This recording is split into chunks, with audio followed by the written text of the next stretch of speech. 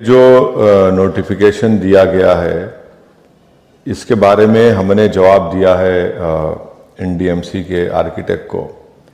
सबसे पहली बात तो यह है कि ये नोटिफिकेशन वायलेट करता है आर्टिकल 25 को, जो हमारे भारत के संविधान का freedom of religion fundamental right है। एक हेरिटेज की जगह भी है और एक प्लेस ऑफ वर्शिप है। आर्टिकल 29 का वायलेशन करता है, क्योंकि आर्टिकल 29 ये कहता है कि कल्चर का प्रोटेक्शन, ये कल्चर का हिस्सा रहा है। तीसरा है कि जो सेंट्रल वक्फ एक्ट है सेक्शन 51(1)(a), जो ये कहता है कि एक्विजिशन ऑफ वक्फ प्रॉपर्टी का उसी वक्त होता है जब कोई दूसरा ऑल्टरनेटिव नहीं है या फिर कोई सूटेबल लैंड नहीं मिल सकती आपको। ये वैसा नहीं है।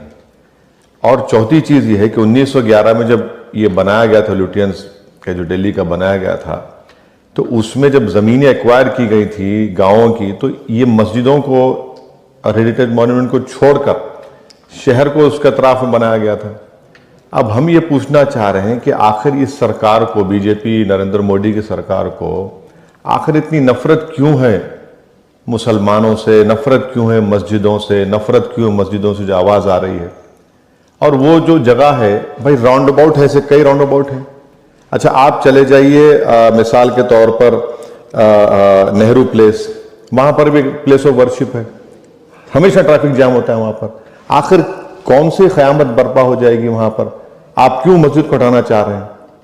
इसीलिए हम ये डिमांड करते हैं कि बीजेपी की सरकार इस जो नोटिफिकेशन को विड्रॉ करे और गैर जरूरी तौर पर अब मस्जिदों को डिस्टर्ब ना करें। जितने मज़ारें थी, अब इलेक्शन कमीशन ऑफ इंडिया के बाद जो मज़ार थी, जिसको मैं 40 साल से देख रहा हूं, आपने रातों रात उसको तोड़ दिया।